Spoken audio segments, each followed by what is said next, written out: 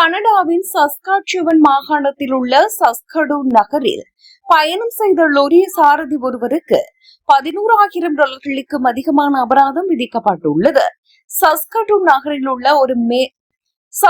நகரில் உள்ள ஒரு நகர மேம்பாலத்தின் மீது குறித்த லொரி மோதியுள்ளது. பாலத்தின் உயரத்தை விட மிக உயரமான ஒரு பெரிய அகழ்வு இயந்திரத்தை குறித்த லொரி ஏற்றி சென்ற போது இந்த விபத்து நடந்துள்ளது. 11 மற்றும் 16வது நெடுஞ்சாலைகளில் உள்ள சர்க்கிள் டிரைவ் மேம்பாலத்தின் கீழ் அந்த லொரி கடந்து சென்ற போது அகழ்வு இயந்திரம் அதன் கட்டமைப்பின் மீது மோதியுள்ளது. இந்த மோதலால் இயந்திரத்தின் ஒரு பகுதி பிடுங்கப்பட்டதோடு பாலமும் பலத்த சேதமடைந்தது. இதனை அடுத்து இந்த விபத்து தொடர்பாக நீதிமன்றத்தில் முற்படுத்தப்பட்ட ஓட்டுநர் நகர சொத்தை சேதப்படுத்திய குற்றச்சாட்டை ஒப்புக்கொண்டார்.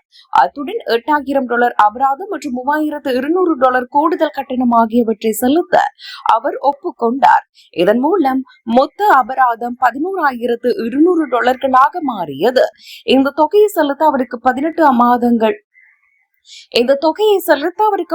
மாதங்கள் அவகாசம் வழங்கப்பட்டுள்ளது. சஸ்கடூனில் பெரிய அளவிலான வாகனங்கள் மேம்பாலங்கள் மீது மோதும் பல விபத்துகள் தொடர்ந்து நடப்பதாக அதிகாரிகள் கூறுகின்றனர். இந்த தொடர்ச்சியான சம்பவங்கள் சாலை பாதுகாப்பு மற்றும் உட்கட்டமைப்பு சேதம் குறித்த பெரும் கவலைகளை ஏற்படுத்தியுள்ளன.